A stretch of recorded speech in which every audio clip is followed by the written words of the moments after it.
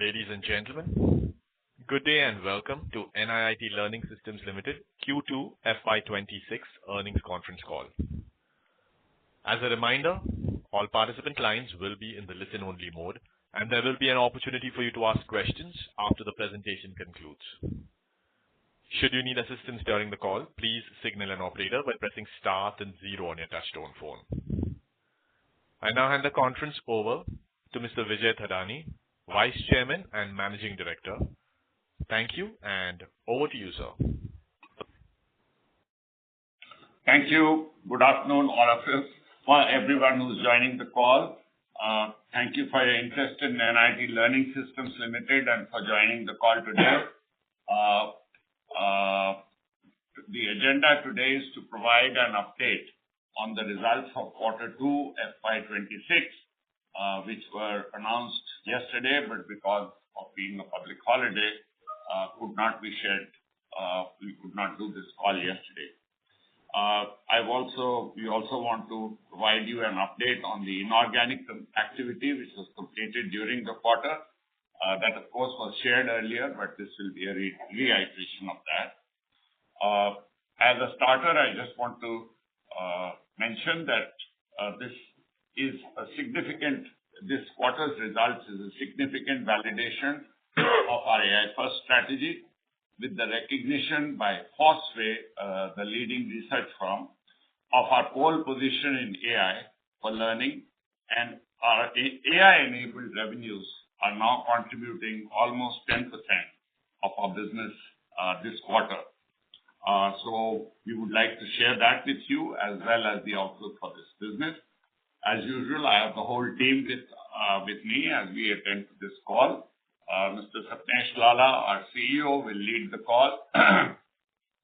Sanjay Mal, our CFO, Kapil Saurabh, our M&A and Investor Relations, Mr. Jaswinder Chadha, who looks after finance of NIIT Learning Systems, global operations, and many of other colleagues are joining this call and will be participating in answering your questions. So with this, I now hand you over to Sapnesh, who will take us through the initial brief, and then we'll open up for questions. Thank you, Vijay, and good afternoon to all of you, and thanks for joining this call. In our prepared comments, I will review the performance and also share expectations on the path ahead. First, let me set the context. The global economic environment continues to remain volatile and uncertain, driving longer decision cycles and stakeholder changes across sectors. We are starting to see marginal pickup in consumption, although our clients continue to remain focused on cost discipline and continued scrutiny of discretionary spending. That said, the situation remains dynamic and we continue to adapt to the volatility in the environment. AI is continuing its rapid march to becoming mainstream with significant investments by early movers, including several of our clients across different segments. Despite this challenging backdrop, the business delivered a strong operating performance.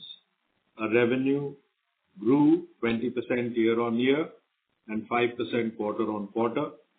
In constant currency terms, the revenue was up 15% year-on-year and 3% quarter-on-quarter. As shared earlier, as well as by Vijay, we completed the acquisition of MSP Group in Germany in July. Excluding contributions from the MSP Group, the revenue was up 17% on year-on-year basis and 3% quarter-on-quarter.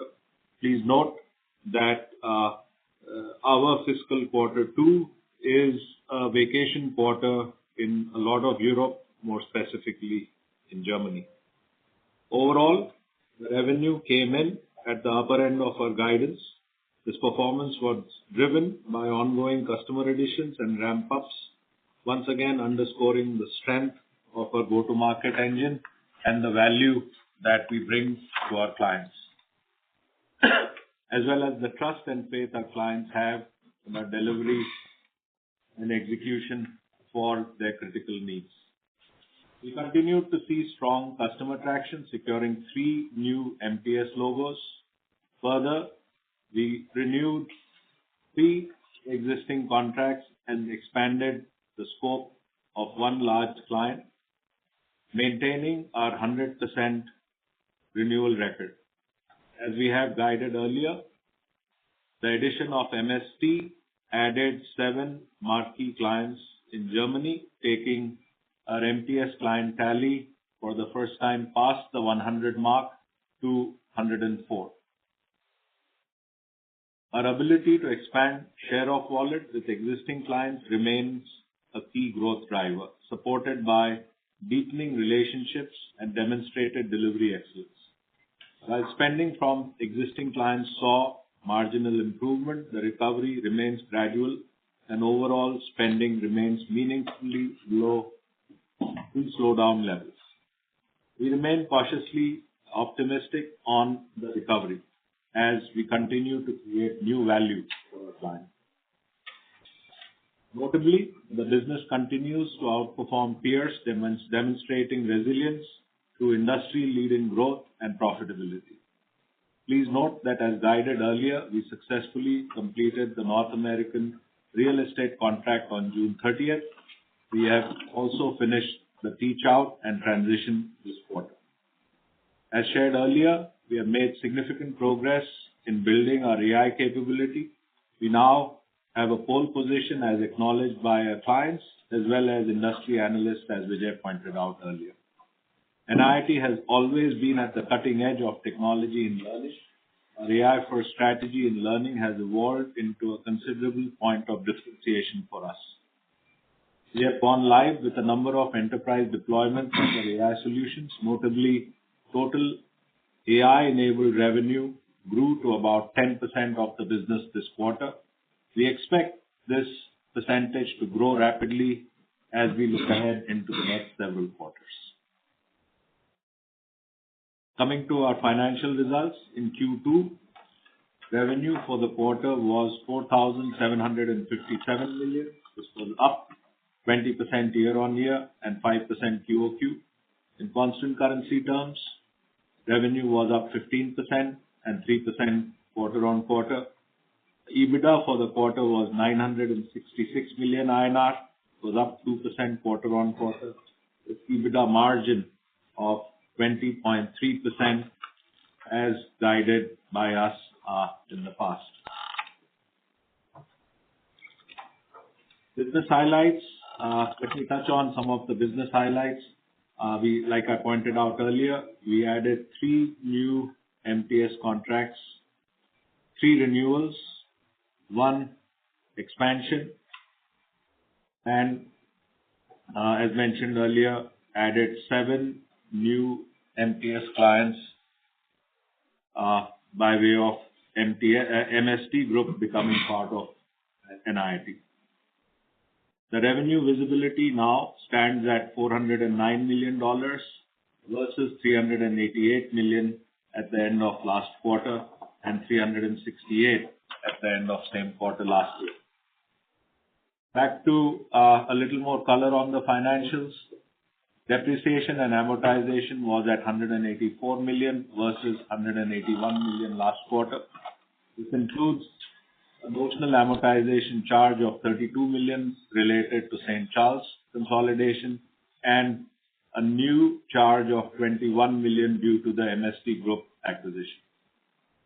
Net other income was negative 89 million as compared to negative 40 million last quarter and negative 38 million last year, same quarter.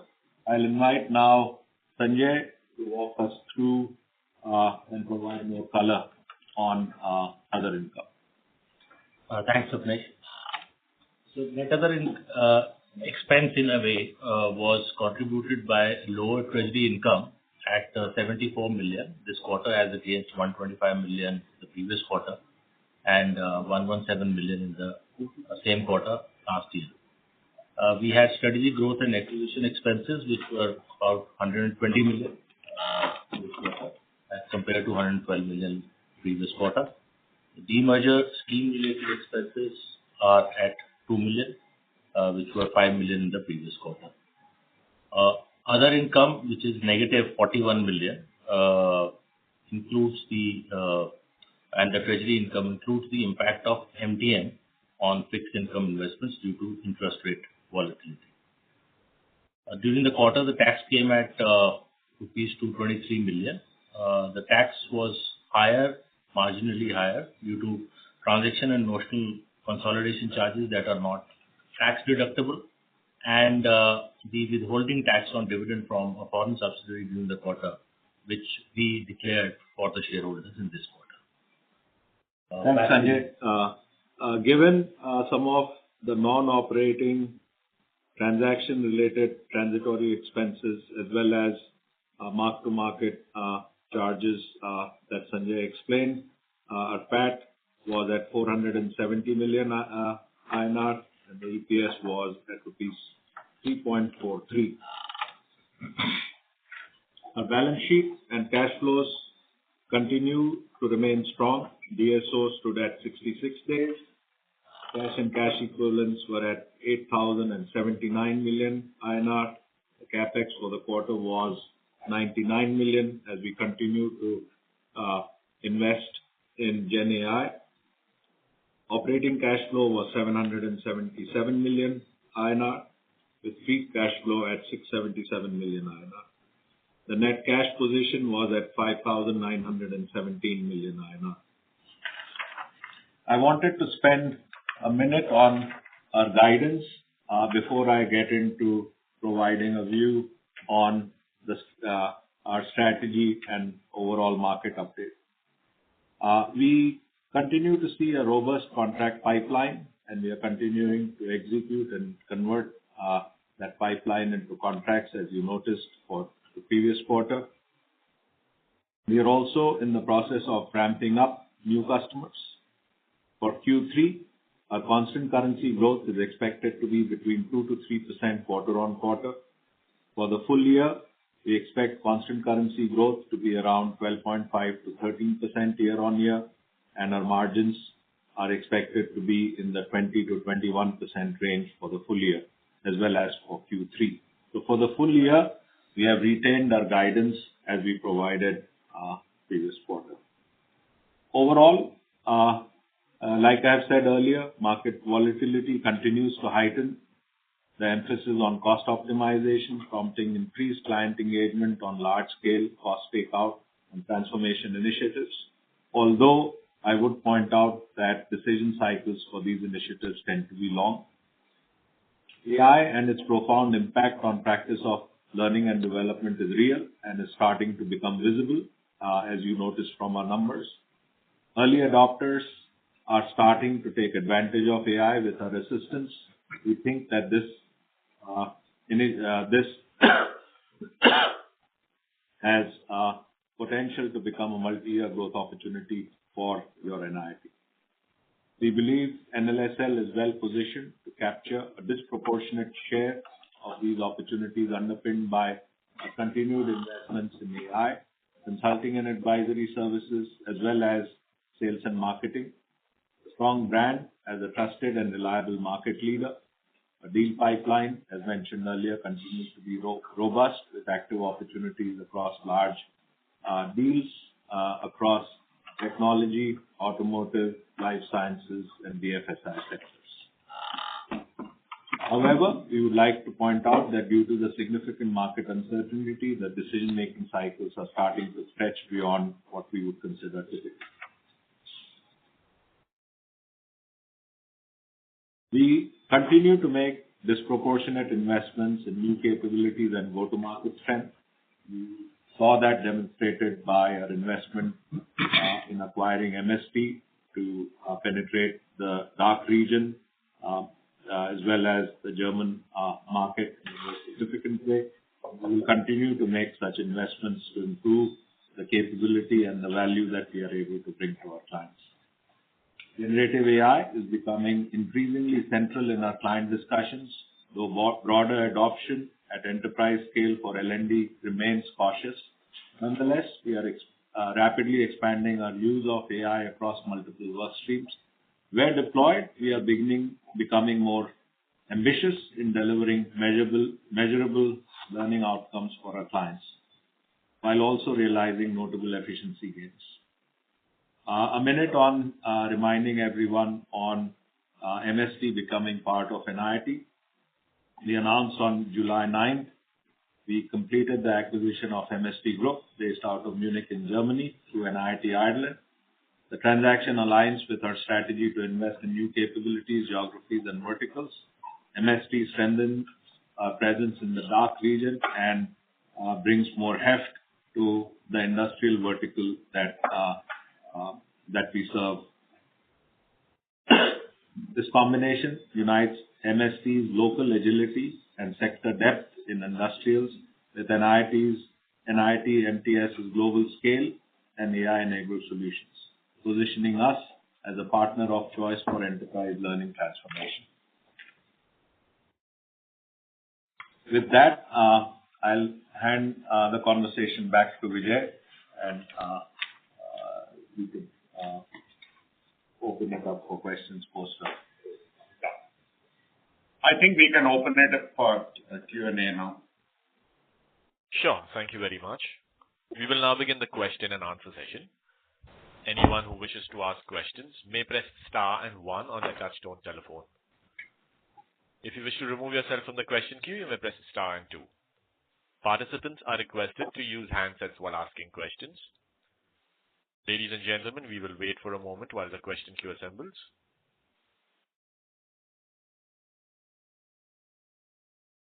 The first question is from Rahul Jain from Dolat Capital. Please go ahead. Hello. Hope my line is okay. Sounds a little muffled. Now your voice is a little muffled. Yeah. Is this any better? Yeah. Yes, much better. Much better. Yeah. Sorry for that. I have few questions. Firstly, how are we planning to account the MST revenue? If I remember the number that we shared at that time in the filing was 17 million euro, and there was an adjusted to expense revenue of 10.6 million. So what is the run rate that we would account for, and what is the number of days contribution from MST in this particular quarter? So we, from an accounting perspective, we would continue to book their net revenue and consolidate net revenue into our accounts. Like I pointed out, this was a truncated quarter and a quarter with a lot of vacation in most of Germany. So their revenue that came in, which contributed to about 2.5% in terms of growth, was not what you would consider run rate revenue. Their run rate revenue would start from this coming quarter. Sure.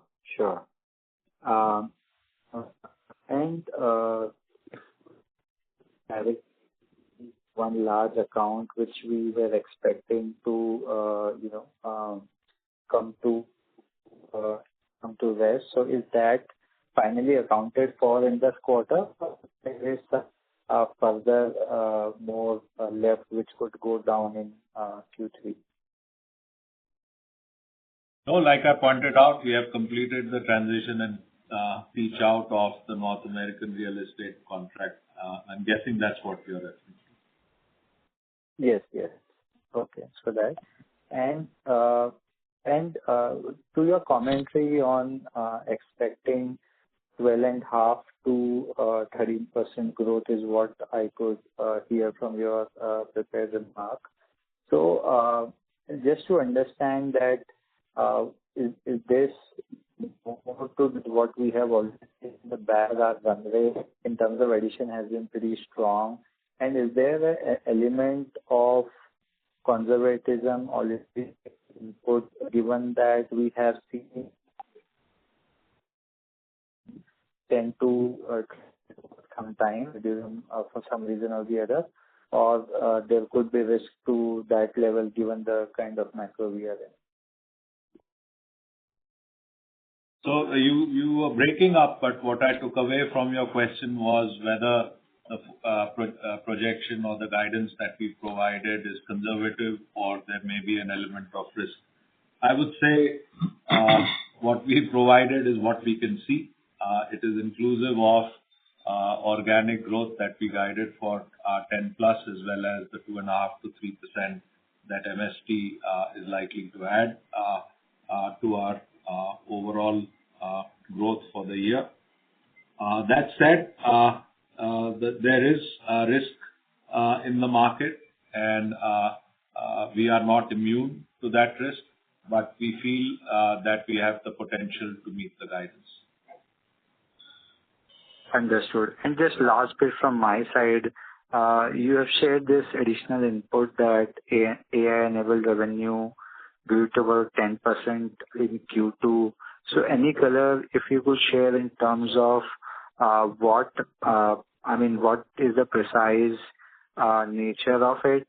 Is it when we include this, are we also counting where it has used from a delivery perspective, or the final outcome of the output that we have given is AI powered? So how we are defining this, and what all opportunity we see here? Thank you. So this is the first time we are providing this metric, and over time we will provide more color. But at the outset, what I would want to say is the AI-enabled revenue is inclusive of use of our AI Studio for creating works or work products that our customers are likely to consume.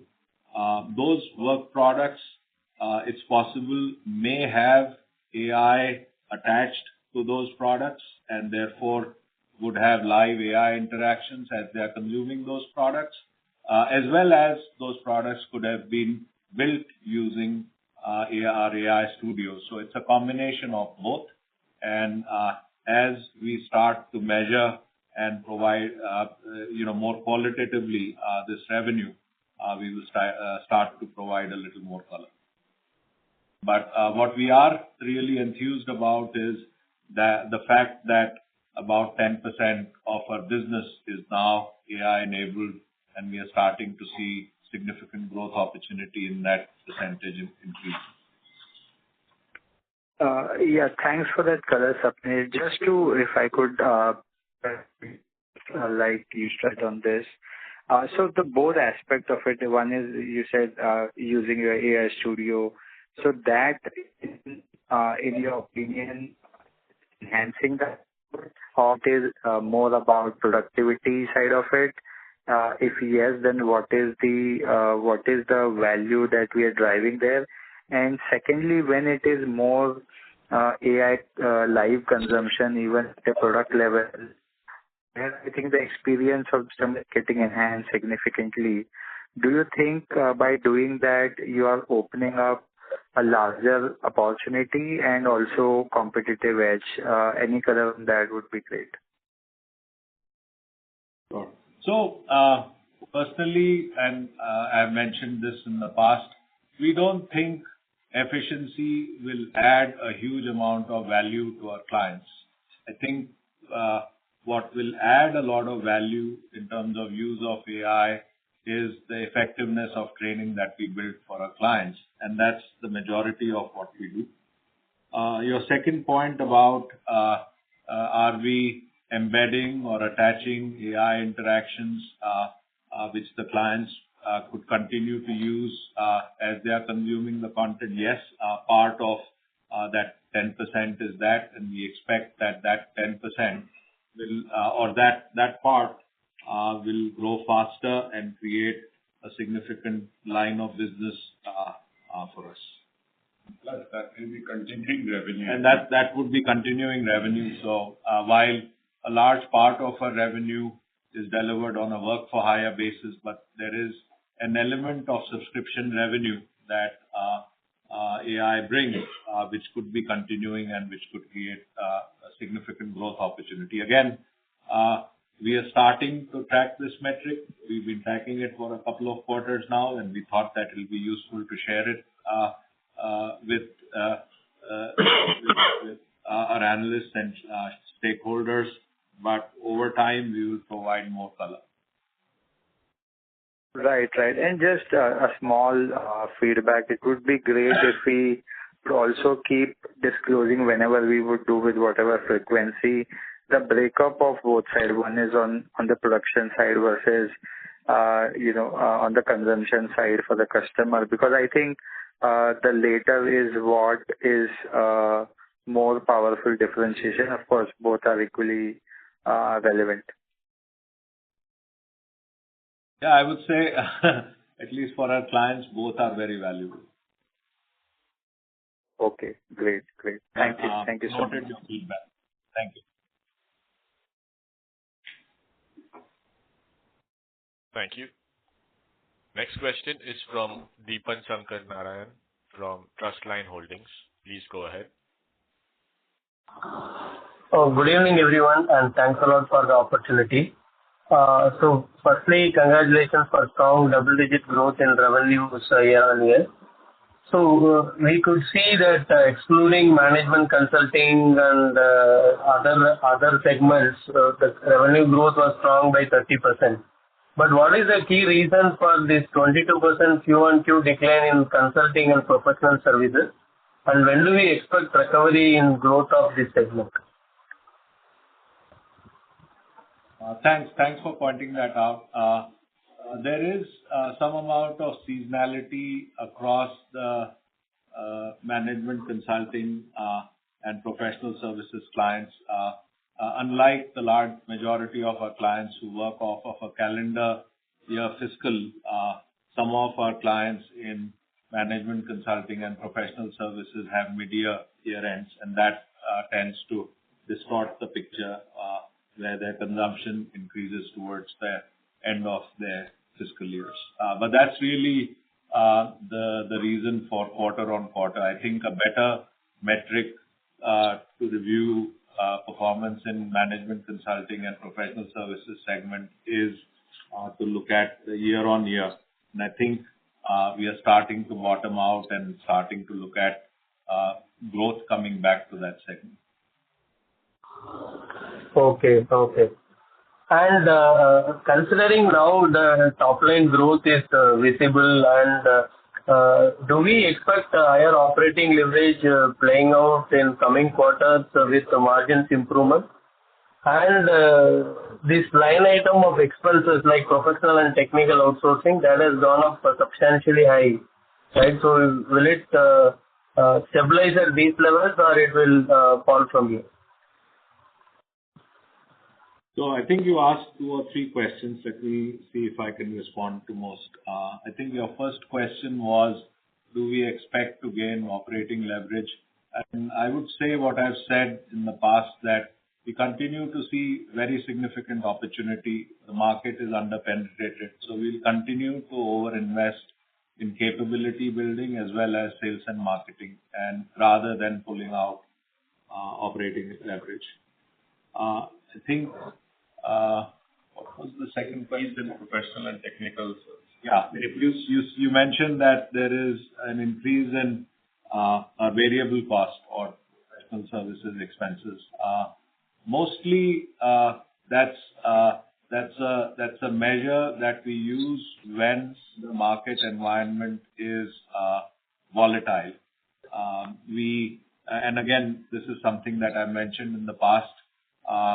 We do not want to be a firm who increases headcount not knowing with certainty the utilization. So our expectation is that only when certainty comes back will we add headcount and increase our fixed costs. Till then, we continue to rely on our partner network and rely on variable costs to deliver the business that we are gaining. Okay. And so considering our strong positioning as number 2 among specialized learning outsourcing firms worldwide, and huge opportunity in terms of outsourcing penetration increasing. So What are the challenges even currently we are facing in scaling this revenue growth to higher growth rates over even medium to long term? Yeah, I think we are starting to grow faster, you may have noticed. And that acceleration is testament to the value proposition that we bring to our clients. The market environment is very uncertain. However, there are parts of this uncertainty that work in our favor. If you go back into time, you'll notice that whenever there has been high uncertainty or high inflation or high volatility, there has been a remarkable increase in outsourcing. And we expect to experience the same over the next several quarters. I think also there is a flip side to that where at times of uncertainty, decision making slows down. But I think we think that we have a positive here. A large number of enterprise clients are focused on improving their cost basis and figuring out how in such a volatile and fast-changing environment they can provide better learning outcomes to their employees and extended enterprise employees. And they see NIIT as a viable choice. So I think overall we have a strong growth opportunity. It will take time given the environment, but we think that from a long-term perspective, we have a strong growth opportunity. I would also say that we have a pole position, as pointed out by our clients who have renewed their contracts year on year with us, as well as what Causeway Group pointed out, like Vijay mentioned, where our investments in building capability are becoming visible not just to our clients but to analysts as well. Sure. Thanks a lot and all the best. Thank you. Thank you. Next question is from Shankar Narayanan from iThought PMS. Please go ahead. Good evening. My first question is regarding the AI-enabled revenue. So, is it related to one of our major services, content creation, or are we providing broad-based use cases from this AI-enabled service? I really can't hear what you are saying. You're coming in very faint. Can you say your question one more time, please? Am I audible now? Yeah, much better. Yeah. I was asking whether this AI-enabled revenue, is this business contributing more from a content creation service perspective? I would say it's a combination of content creation, embedded AI interactions in the learning materials that we provide, as well as assistance to learning delivery by way of expert coaching that helps our instructor teams deliver better outcomes in classes. So it's more broad-based than just content creation. Got it. And from a margin perspective, is it same compared to the overall business, or how is it? Like I pointed out, we have started tracking this recently, and we'll provide color and more qualitative information over a period of time. Got it. And one more question. Let's say if one of our clients is doing massive layoffs, and how will that unutilized budget of outsourced L&D spend will be moving going forward? Will they take back those budgets to themselves, or do we get those incremental wallet share from them? Yeah, I think nobody wants to give up their budgets. That's a basic rule in most enterprises. But that having been said, I think the layoffs are happening because there is an imbalance of skills in an enterprise. It's not an imbalance of people, it's an imbalance of skills, where given the rapid change of relevant skills that are needed by an enterprise to grow, they find that parts of their employee base do not have those skills, and it will be hard for them to train those employees on the new skills that are needed, and therefore they decide to lay off those employees. However, on the flip side of it, given the rate of change of skills that are needed for growth, the consumption of training is likely to go up. Like I pointed out, we've seen some improvement with respect to consumption of training over the last couple of quarters, and we think that as the rate of change of skills needed to grow changes rapidly, we think that this will improve the opportunity we have. Understood. Last two questions, like one is our professional and technical outsourcing expense. Is it mostly towards getting the new trainers or working professionals to be deployed in a project? This is my first question. And then, like unlike IT companies who are winning deals for the last 2-3 quarters, broadly from an L&D outsourcing perspective, the last 2-3 quarters have been muted in terms of winning deals. Like, why do you think is like there's a difference between like outsourcing IT or prioritizing IT first and then prioritizing L&D first? And what's your thought on this on outsourcing? Sure. To answer your first question, I think I mentioned it earlier. Given the volatile environment, we do not want to add to our fixed costs and are relying on variable costs to deliver against growth that we have seen. As we see the volatility subside, we'll start thinking of adding to our fixed cost. But at this point in time, we want to contain our fixed costs and deliver the growth through variable using variable costs, be it trainers, be it other professionals, and so on and so forth. I think what was your second question? Just say it again. So I was just comparing the deal wins winning by the top IT companies on a broad industry. Yeah. And how is it different from outsourcing their L&D? Yeah, I think if there was a pecking order, IT followed by BPO, followed by training in terms of priority with respect to outsourcing. And part of it is just the amount of spend. The second part of it is a lot of times IT is more deeply and directly connected with business as compared to L&D, which is one step removed. Got it. And do you see any impairment that you will do in Sensol's acquisition, considering its muted revenue growth? At this point in time, we have retained the opportunity to grow that business, given professional services firms, people are their product, and given the rate of change of skills, it's likely that business will grow.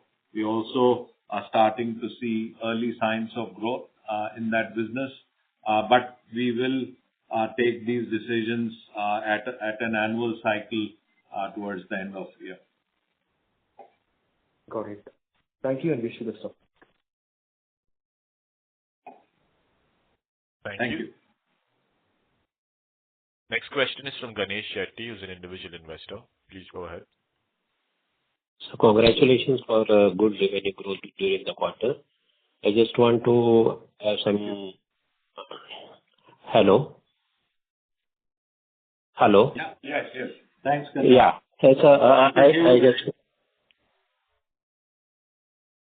I want to just have some more information on MST. That MST group we have acquired, and they have some nearshore capabilities. Will it enhance our operational efficiency in delivering to the European countries? And from that perspective, there can be some operational efficiency and operational margin improvement? Can you please throw some light on this, sir? Absolutely. That was one of the reasons for looking at MST as a viable opportunity. Their nearshore capability in Eastern Europe would be very helpful for helping our clients, especially as costs become critically important for our clients in Europe. How soon we will realize cost savings is to be determined, but over a period of time, it would be very beneficial. So my second question is regarding our sector exposure. And in the recent past, we have emphasized our intention to enter into other sectors like new energy or automobile, which is also catered by MST. So is there any progress in that matter, and the capability building from our end, how it is all we are moving ahead, sir? Thanks. I think that's a great question. As you have seen, we have expanded in the energy sector, in the aerospace and aviation sector, as well as in the mining sector. From this quarter onwards, we've consolidated these into an industrial segment that we are starting to report. In the industrial segment, given MST joining NIIT, we've also included the automotive segment. I think each one of these segments as part of industrials creates a growth opportunity for us. It's a very significant segment of the market, and with the capability and the geographical closeness that we have with the acquisition of MST, as well as the skills that we have developed over a period of time, or the capability that we have developed over a period of time addressing energy, mining, and aerospace, keeps us in good stead to grow in the industrial segment. That's what it would be about 21%. Overall, industrials are now at about 21% of our total business. Yeah. So my third question is regarding our sectors which we are catering to mainly, that is life sciences and technology. Technology and telecom is facing a lot of stresses. And is there any decrease in discretionary spending, or there is another part of it that the skilling may be required in a very enhanced position? So these two are the things which are contradictory, whether it is helping our business. That is one thing. And second thing, regarding life sciences, we had a great run in life sciences after acquiring Eagle Solutions. So is there any good improvement in the client finding? Can you please explain this, sir? All the best for the future. So thank you. Thanks. I think both are great questions. In technology and telecom, we are continuing to see growth, mostly because of adding and ramping up new clients, as well as you can imagine, technology is one area that's changing rapidly, and it's causing change globally. So we expect that we will continue to see growth in the technology and telecom segment. You are right in pointing out that we've had a good run with life sciences. Almost 8 or 9 of the top 15 pharma companies are our clients. And as we add to our capabilities, both geographic as well as in the work that we have to offer, we should see continued growth in the life sciences segment.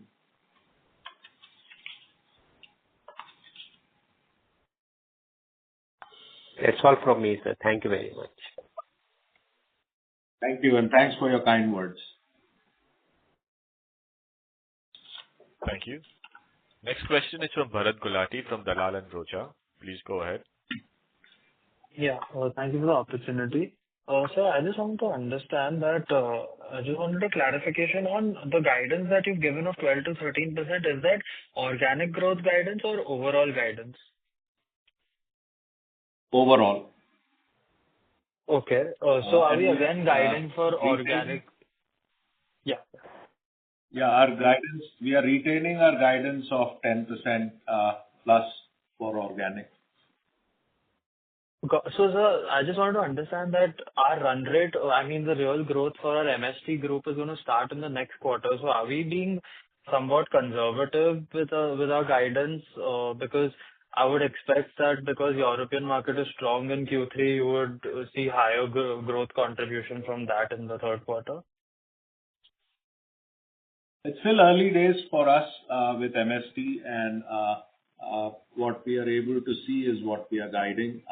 We think that it has opportunity, and we'll see that opportunity over time. Like I pointed out, we've had one truncated quarter, which was really a holiday quarter in most of Germany and the DACH region. So, as we have more under our belt, we will probably become more accurate in providing that guidance. Got it. Got it. And sir, would it be possible to give a broad view on how MST as a business on a standalone basis is growing? Like how has been the year-on-year growth for MST? We've had them for less than 1 quarter, so we will keep you posted on their growth opportunities as they spend more time with us. Got it. Got it. And sir, would you be able to mention how, going forward, how are we planning to grow in such a tough macro environment, and what exactly is our strategy going forward? What verticals are we going to focus more on, and what services are we more, because I see that delivery service has been showing us good levels of growth. So are we going to continue to see growth continuing in the delivery vertical, or how are our services also helping us to grow?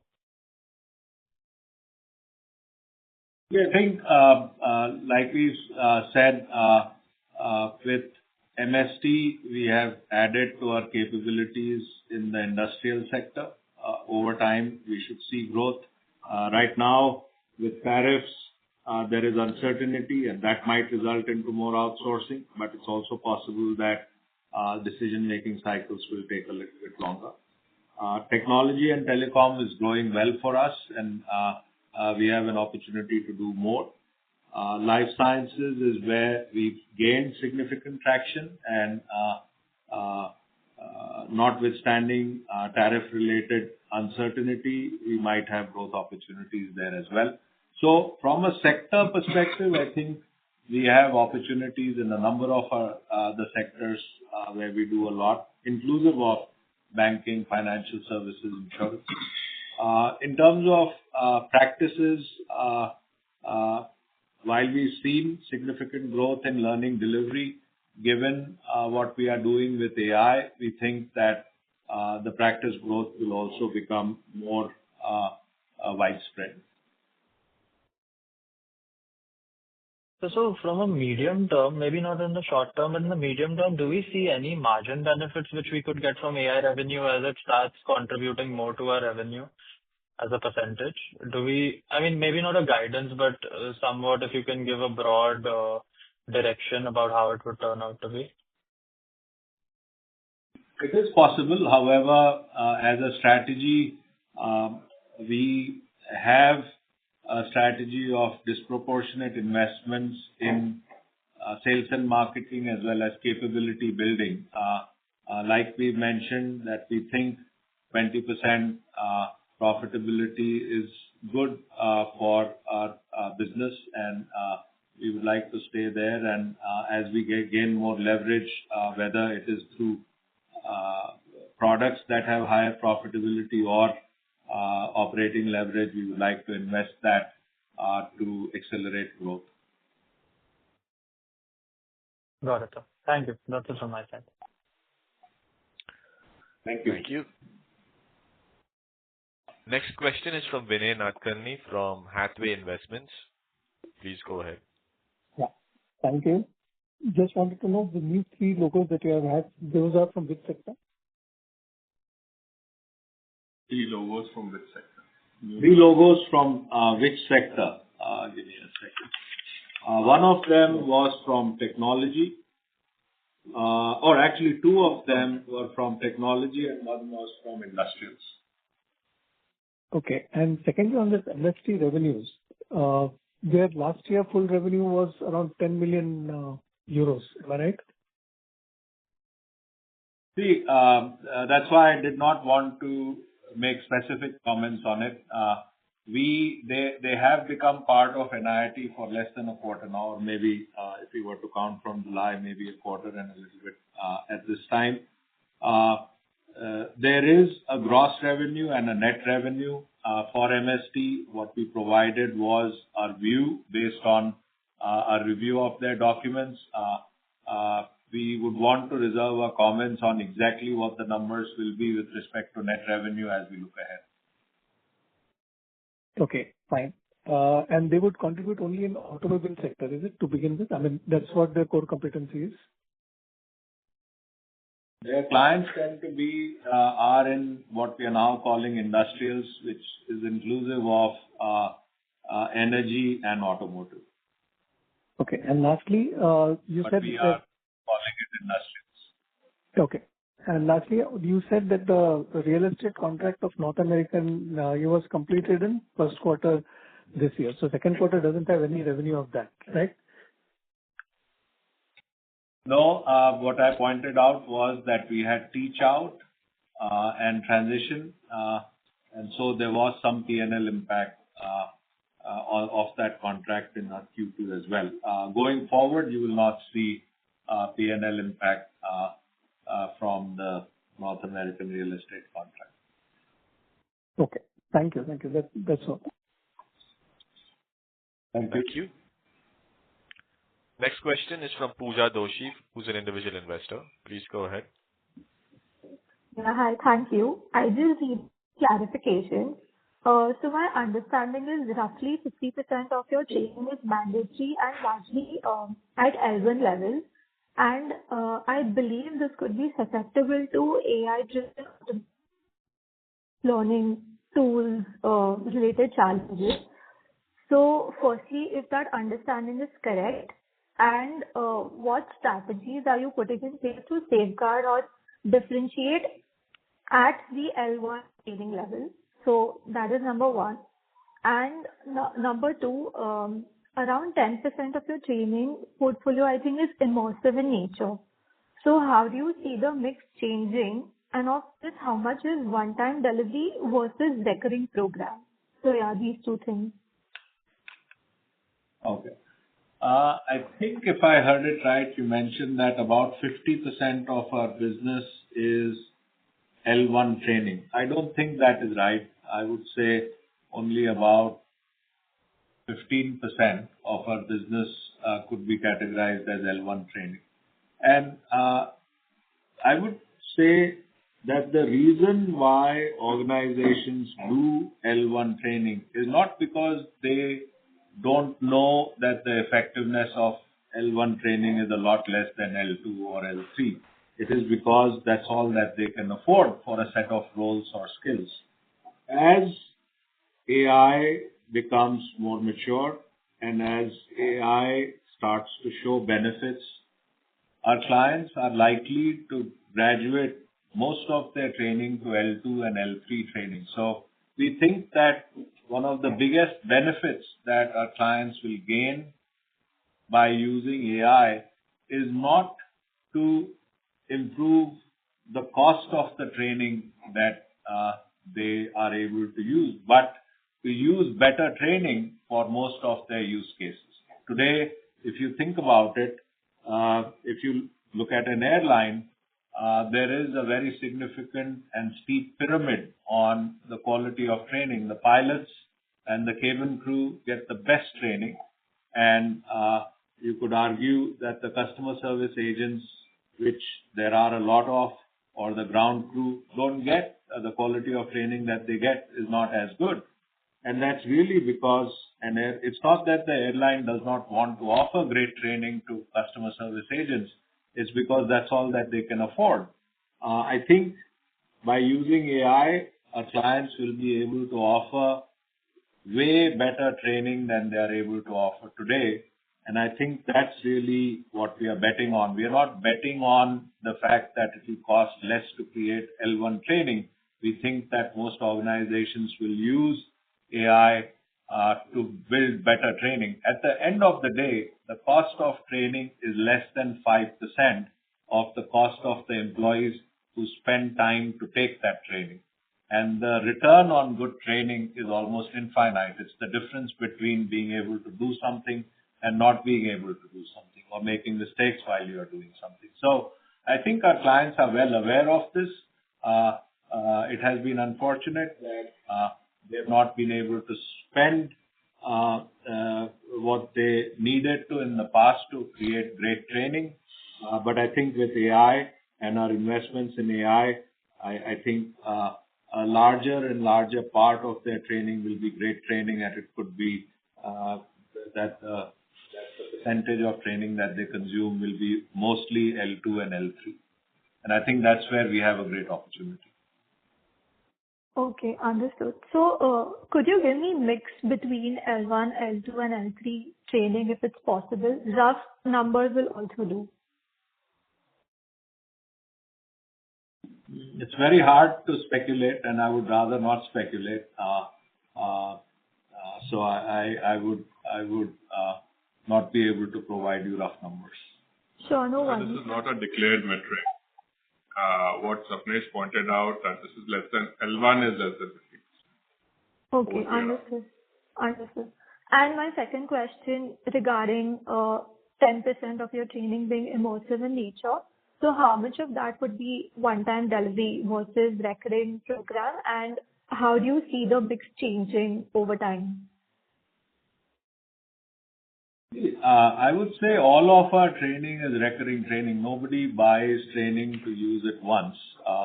And employees and their roles are continuously changing. So our clients are not static organizations, and they don't invest millions of dollars to use training once. The training that we create has continuous use, continuous opportunity. I think as we create better training and more immersive training, the likelihood of people and their employees coming back to that training to benefit from it would only increase. Okay, yeah, thank you so much. That's all that I have to ask. Thank you. Thank you. I think we are coming close to the time. Maybe one or two more questions. Sure. We take the next question from Pranaya Jain from Banyan Tree Advisors. Please go ahead. Thank you for the opportunity, sir. Good evening. Most of the questions are answered. Couple of questions. One is on, sir, what would be our effective tax rate, apart from what offs that were there during the quarter? And like from a sustainable perspective, what should be the tax rate that we should account for? I will request Sanjay to answer that. Thanks, Sapnesh. So we tend to be in the first half at the rate of about 32%. This is primarily because of certain expenses which are non-admissible or deductible, as well as certain intercompany movements, including dividends, which we have declared to the shareholders. So going forward, we should see about 29% or so, if there are no one-offs kind of. Got it. And the second question is, due to the acquisition, we have also added debt on our books. Any plans on, repaying the debt? Any color on that would be helpful. So we have, prudent mix of debt and equity for our inorganic opportunities, and we have been using for our overseas acquisitions a mix of that. Of course, the mix is, in the range of 50 to 60% debt. The balance is the equity contribution. So we don't see any repayment as such, because I think we will need more and more capital for the growth, especially in the environment. No, but this debt is being paid as per this debt is taken for each transaction. each transaction and is linked to And that works out more effective use of capital. Yeah. It's better return on capital. Understood. Thank you. That was useful. All the best. Thank you. Thank you. Next question is from Deepak. Maybe one more question. Sure. We'll have the next question as the last question. Next question is from Deepak from Sundaram Mutual Fund. Please go ahead. Yeah. Am I audible? Yes. Yeah, sir. I just had one question regarding, MTS Group. So just wanted to understand, do you see a risk to the growth number going forward? Now, why I'm asking you that is, as you are also aware that first there was this tariff uncertainty which was causing a ripple across supply chain in the globe, right? And now you have a tussle between the European Union and China with regarding to the chips, right? And if you see, most of the vehicles in Europe, they carry some amount of chip which is exported by the Chinese plant of Nexperia, right, which is owned by Wingtech. And recently there was an ouster of Chinese CEO at the Netherlands or wherever the headquarters is, the Dutch. And because of this, lot of auto companies have pointed out that there could be slowdown in the production if this tussle goes on for a couple of months, right? So as MTS Group is also benchmarked to automobile sector, do you see that risk to the growth number from MTS? Yeah, I think tariffs is a much bigger issue. What you pointed out is a small segment. All market segments that we address are prone to tariffs and prone to macroeconomic environment, and uncertainty is not good. But from an overall perspective, like I pointed out earlier, uncertainty results into cost actions. Cost actions often result into outsourcing. So from an overall perspective, cost actions is favorable to outsourcing. When there is uncertainty, organizations look at variabilizing their cost basis and look at outsourcing. So we think that given that, it is going to be an environment where we'll have an opportunity to grow. Okay. Would it be possible for you to quantify what is the revenue contribution of automotive sector of MTS Group? Like I pointed out, we are going to provide color around industrials, and we will continue to report out on industrials, which is built up of automotive, mining, energy sector and aerospace sectors for us. For the next 2 or 3 quarters, we will also provide you with organic as well as consolidated results, so you should be able to tell what or how MST is performing. Okay. Thank you, sir. All on a standalone basis. Thank you. Maybe one more question, if there is. Yes, sir. Sure. The next question is from Vinay Nadkarni from Hathway Investments. Please go ahead. Yeah, just quick here. What is the total acquisition cost that would be written off in this year from the MST acquisition? The acquisition cost written off. Couldn't quite understand your question. Are you saying what is the P&L impact of the acquisition which is showing in this quarter? No, not in this quarter, for this F26.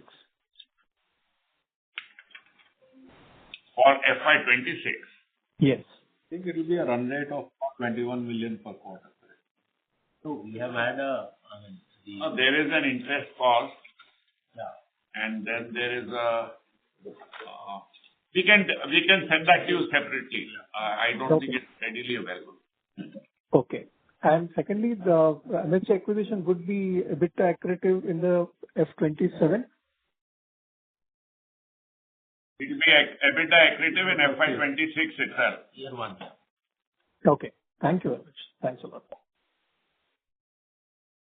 Thank you. Thanks for all your questions and taking the time to join our call. Vijay, if you have any closing comments. No. So thank you very much for your very supportive words as well as your questions. As usual, we learn a lot from your questions, and this sets our mind to think and helps us clarify our own strategy. I do know it's a busy result season for you to have spared the time to spend with us. We truly appreciate, and we continuously look forward to your feedback, your support, your guidance, and your criticism as well. So it makes us better each time in each interaction. Look forward to meet with you in the upcoming investor meets which are happening and conferences which are happening. If you would like to reach out to any one of us, please do contact Kapil Saurabh and he'll set it up for you. Thank you very much for your participation. Good night. Thank you. Thank you very much. Because On behalf of NIIT Learning Systems Limited, that concludes the conference. Thank you for joining us, ladies and gentlemen. You may now disconnect your lines.